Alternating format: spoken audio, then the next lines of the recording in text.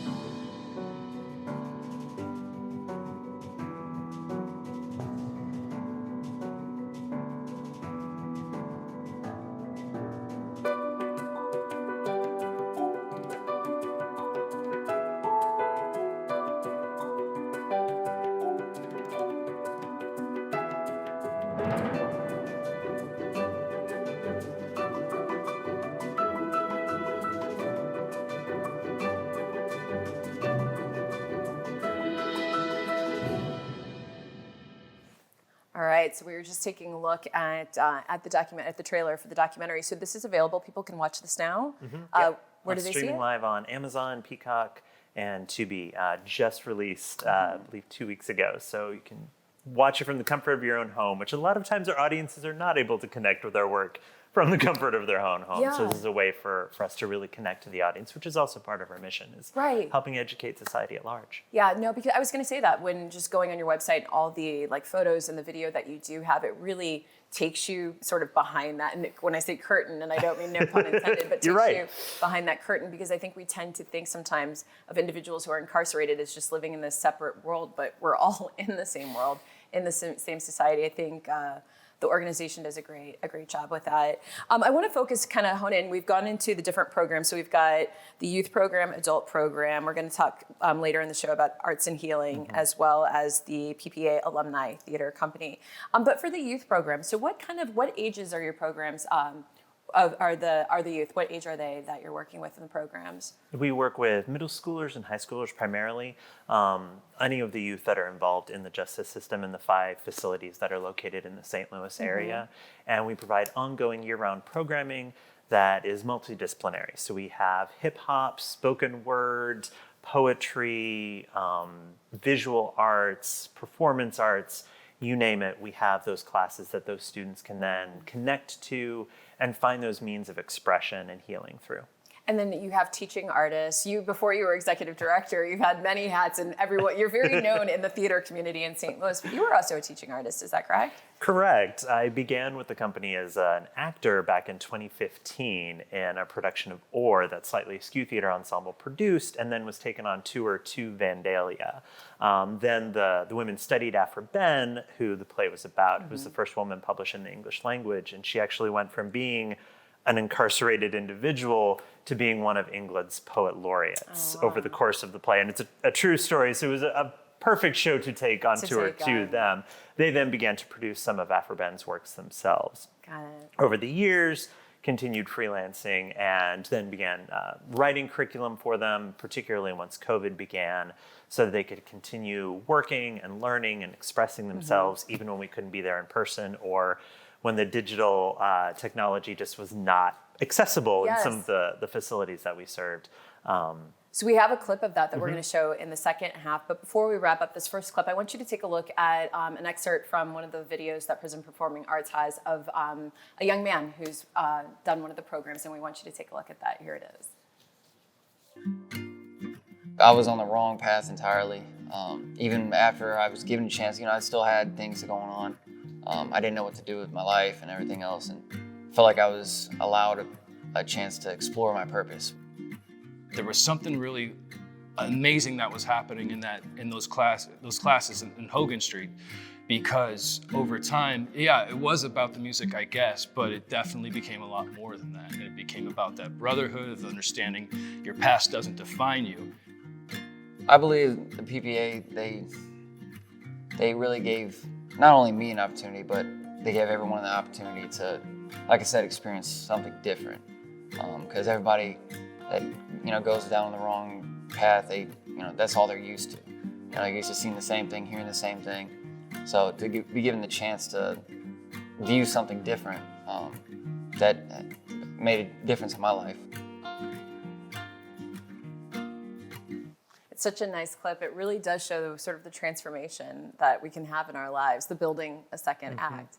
As we say, I want to get more into the adult programs and some of these other programs. We're going to have to take a quick break. We're going to put on the screen 2 graphics for you. The first is information about about Prison Performing Arts. That's the first one. This is where they're located, Instagram, Facebook, Twitter. You can follow them on social media or head to the website. I've referred to it quite a bit in this first segment, but it is very comprehensive. It really does get into all the programs that we're kind of discussing today. And the second one is information about the documentary that John was talking about. You can see it now. It's streaming on Amazon, Peacock, and Tubi, and very powerful. I watched some of it earlier this week, and really, really moving. I encourage you to watch it to have a better grasp of what Prison Performing Arts is doing. But we're going to take a quick break. Stay with us, and we'll have more with John Wolbers and Prison Performing Arts when we come back.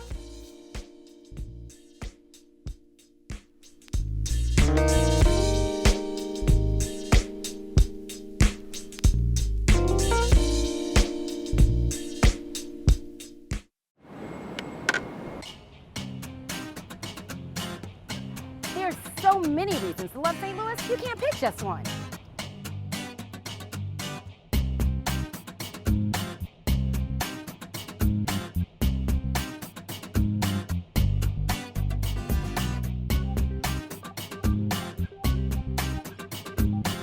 From the arts, architecture, and culture.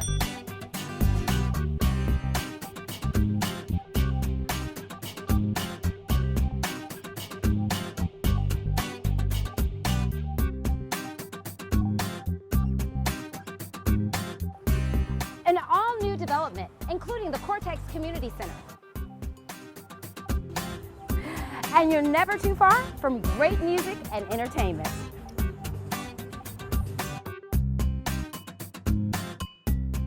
So come and experience St. Louis. This is the story of a boy who didn't talk for a long time. The boy liked things to always be the same. Any changes would scare and upset him. The unknown was an unfriendly place. The boy was very sensitive to lights and sounds. So he built secret hiding places where they couldn't get in. The boy didn't like looking people in the eye. He wasn't trying to be mean, it just made him feel uncomfortable. Sometimes he would flap his arms again and again. One day, I found out I have something called autism. My family got me help. Slowly, I found my voice and learned all the ways I could live with it better. Early intervention can make a lifetime of difference. Learn the signs at autismspeaks.org.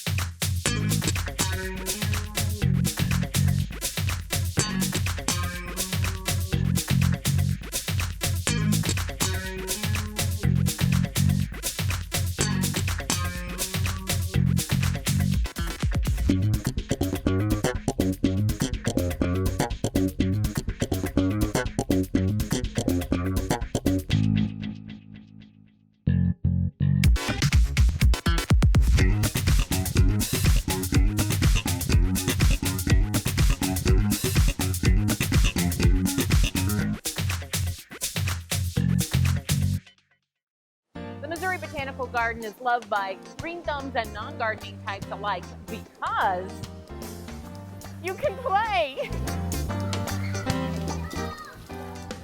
you can relax. And there's always something new to experience, no matter the time of day or the season. And learn about conservation and one-of-a-kind plants. So come and experience St. Louis.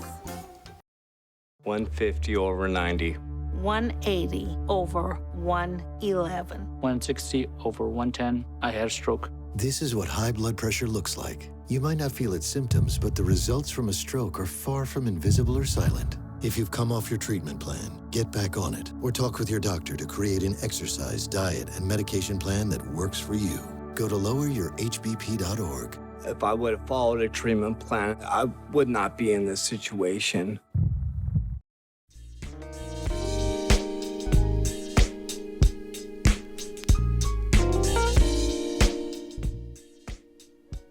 Hi, I'm Sarah Thompson, and welcome back to CityCorner. Today I'm talking with John Wolbers, the Executive Director of Prison Performing Arts. We're learning about the organization that's been around, and I'm looking here at your mission statement, for over 2 decades. It says we have helped prisoners, returning citizens, and justice-involved youth build second acts through engagement with the arts. And really fascinating work that you're doing. In our first segment, we focused a little bit more, talked about the youth programs. When we talk about adults, what I'm so fascinated about when I see these the videos that you have, people are really, when you're setting these plays on them, getting into character. It is a full, they're very good. It's really like very transformational, not just from the artistic side of it, I'm sure even for them. Talk a bit about, I mean, is this sometimes people, have they read Shakespeare before? How are you introducing these plays to them and the effect that it has in the stages that you're working with them on the production? Yeah, it's always rooted in what they specifically are interested in. Okay. And we've honestly done a lot of Shakespeare, more than you might expect. Some of the participants absolutely love Shakespeare. Some of them have hated Shakespeare, and then that's exactly why they're interested in learning about it. Huh. Since literacy is one of the key components of our mission, obviously that's part of it as well, but we always work in collaboration. Our next production is an adaptation of Hag's Seed, by the book by Margaret Atwood, which is in itself an adaptation of William Shakespeare's The Tempest. And it's a modern day story about theater artists going into a prison and creating theater together. So that seemed like a perfect natural combination of all the work that we do and also all the work that participants do. So when we're developing those stories, we read the books together, we analyze the stories together, we figure out what resonates with the participants, what doesn't resonate with the participants, and so we do a lot of new work as well based off their writings as well. We're doing a new adaptation of Taming of the Shrew, adapted by some of the participants too. Oh, fantastic. So I know you said year-round, start to finish, so when you start on, let's say it's Hamlet or something, what is this, how is that mapped out? Is it 8 weeks of starting to read it to then stage it? I mean, is this, how do your teaching artists sort of schedule all of this? It's usually a several-month process. Okay. Due to the restrictions that we're under and working in the facilities that we do, we usually only are able to meet once a week. So we begin with some dramaturgical aspects, and by dramaturgical I mean like research, like what is it we're about to do? Let's all get on the same page of how we want to collaborate together. What stories do we want to tell? What voices do we want to lift up?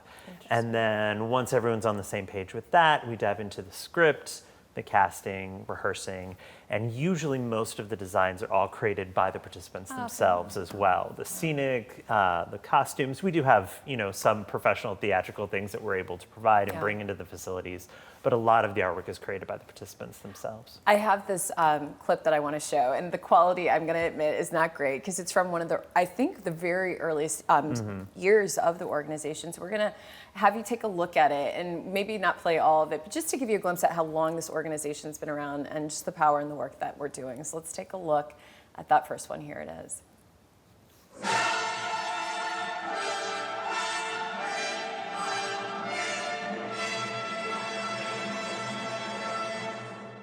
Speak to it, Horatio.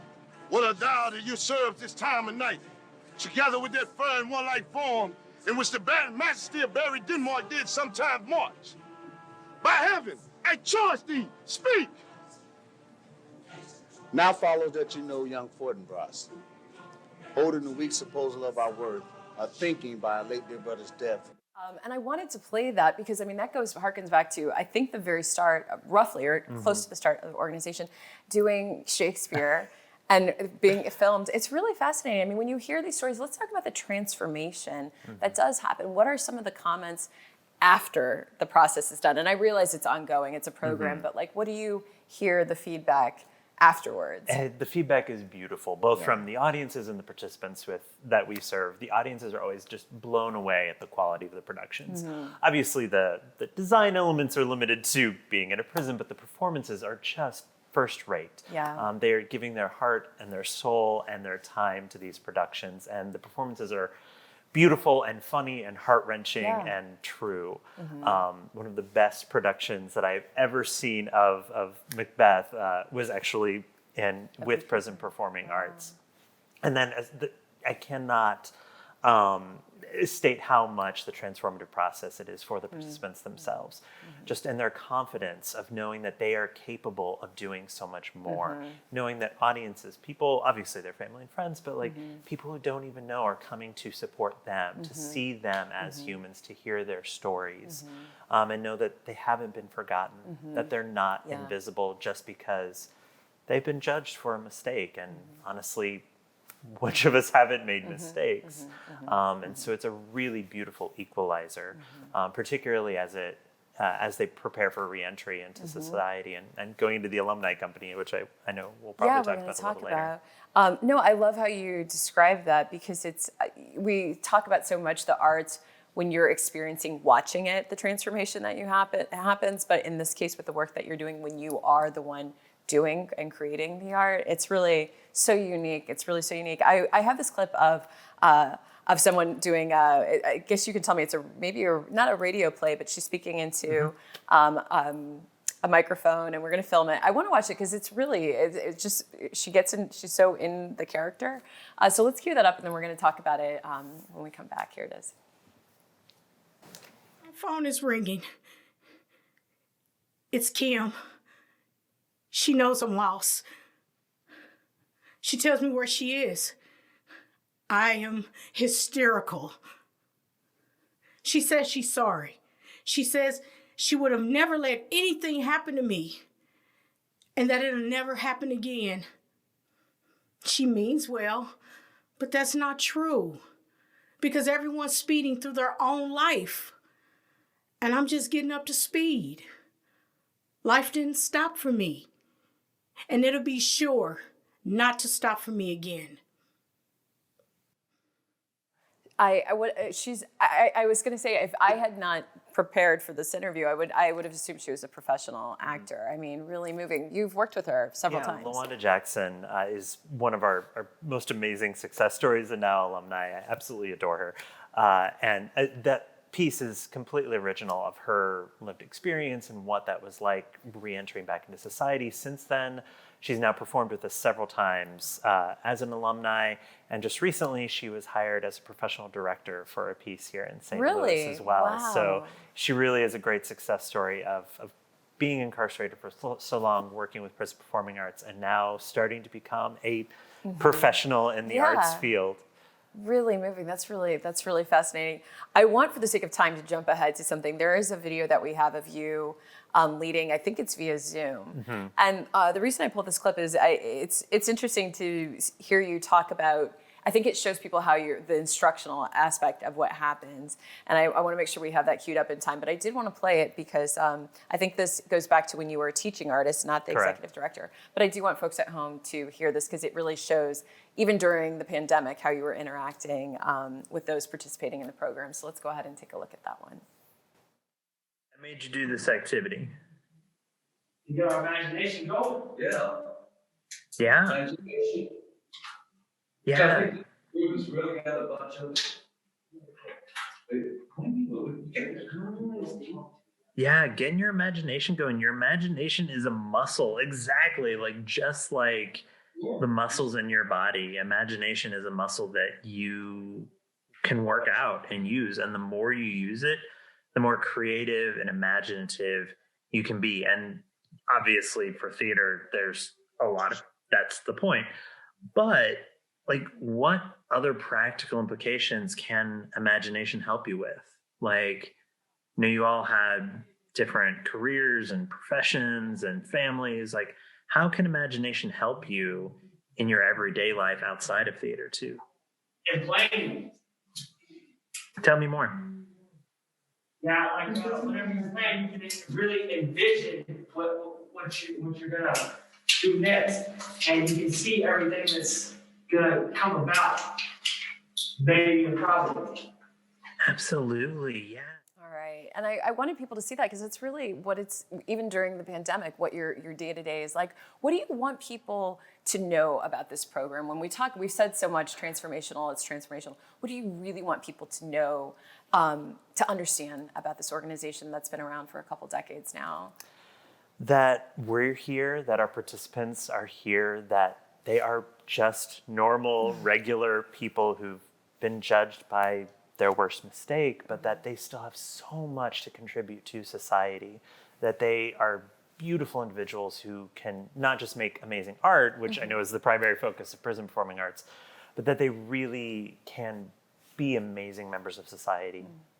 That's great. No, I appreciate, thank you. I mean, it's like, there's so much that goes into this, and I really encourage people at home to watch the documentary because I think it really shows the testimonials and it shows the process in these layers. But I appreciate you sharing that. Before we go to, we have to, of course, plug anything that's coming up because the public can come to these performances. Definitely. So tell us just, briefly what's coming up, and of course we'll redirect everyone to the website. But what do you want to kind of highlight that's upcoming? Yeah, we have our sold-out performance of Hagseed coming up next week on May sold 19th. out. So you can't come to that one.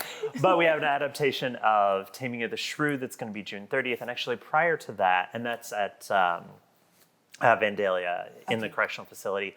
But in the Centene Center for the Arts, we actually have a one-man show called Laertes' Words that James Word has written about his lived experiences. He was featured on This American Life for his participation with Prison Performing Arts. And it's his experiences being an incarcerated individual, being released now for some time, and all tied into Hamlet. Oh, wow, that's great. So this is all coming up in just the next 6 weeks then? Yeah, June 3rd through 5th here in St. Louis, and then he's actually taking that show on the road to the Cincinnati Fringe Festival the following week. So excited. Thank you for taking time to come here today and to talk about it. Thank you so much. And for those of you at home, we've got information there for you on the screen to learn more about Prison Performing Arts. Please do head to their website, prisonperformingarts.org. As John's talked about, you can learn more about the events that are coming up that you can go to and just learn more about the programs. It's really just fascinating and, sort of heartening aren't the words just to use, but it's really, really amazing work that's being done. And of course, there's information for the documentary. Thank you again for being here. Thank you for coming. Having me. Thank you so much. And thank you at home for watching, and keep it right here on STL TV Experience St. Louis.